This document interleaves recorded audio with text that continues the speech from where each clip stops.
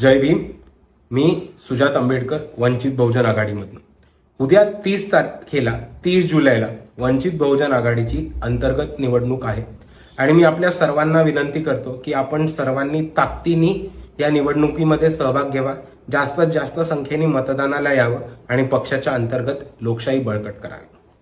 ही निवडणूक महत्वाचा असण्याचं दुसरं कारण हे की आपण सर्वीकडे म्हणत राहतो की वंचित बहुजन आघाडी हा तळागाळातला पक्ष आहे. आमच्याकडे कोणी सत्ताधारी किंवा सत्ता पदावरनं येत नाही, तर तळागाळातल्या कार्यकर्त्यांना उठून सत्तेच्या केंद्रस्थानी ठेवण्याचं काम हे बाळासाहेब आंबेडकर करत राहतात.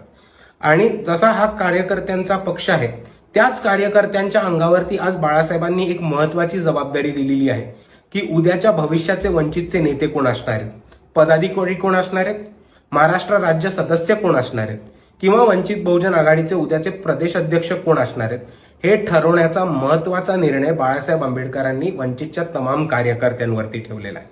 म्हणून मी आपल्या सर्वांना एवढीच विनंती करतो की आपण ही जबाबदारी पूर्णपणे यशस्वीपणे पार पाडावी आणि आपण आपल्या अंतर्गत भांडणं, आपल्या जिल्ह्यामधले वादविवाद हे बाजूला ठेवून वंचित बहुजन आघाडीचा प्रदेश अध्यक्ष असाच निवडावा आणि कार्यकारिणी सदस्य असेच निवडावे जे एकनिष्ठेने ताकदीने पक्ष पुढे घेऊन जातील, जे कुणालाही जुमानणार नाहीत, जे कोणाच्याही ऐकण्यात येणार नाहीत आणि भारीपपासून वंचितपर्यंत ज्या आंबेडकरवादी विचारांना घेऊन, ज्या शाहू फुले आंबेडकरवादी विचारांना घेऊन बाळासाहेबांचं एकनिष्ठ आणि स्वाभिमानी राजकारण कोणत्याही डावणीला न लागता, कुठेही चळवळीला काळबोट न लागता किंवा कुठेही चळवळ विकली जाणार नाही याची पूर्ण दक्षता घेऊन ज्या पद्धतीने काम करत असतील, तेच कार्य पुढे घेऊन जाणारे आपण प्रदेश अध्यक्ष निवडून द्यावे आणि तसेच महाराष्ट्र कार्यकारिणीचे सदस्य सुद्धा निवडून द्यावे, ही माझी महाराष्ट्राच्या तमाम कार्यकर्त्यांना विनंती आहे.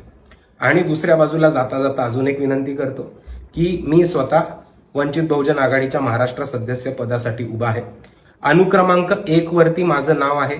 तर आपण सर्वांना मी एवढी विनंती करतो की माझ्या नावापुढे आपण शिक्का मारून मला महाराष्ट्र राज्यकारिणी सदस्य बनवावं, एवढीच आपल्या सर्वांना विनंती करतो. जय भीम, जय संविधान.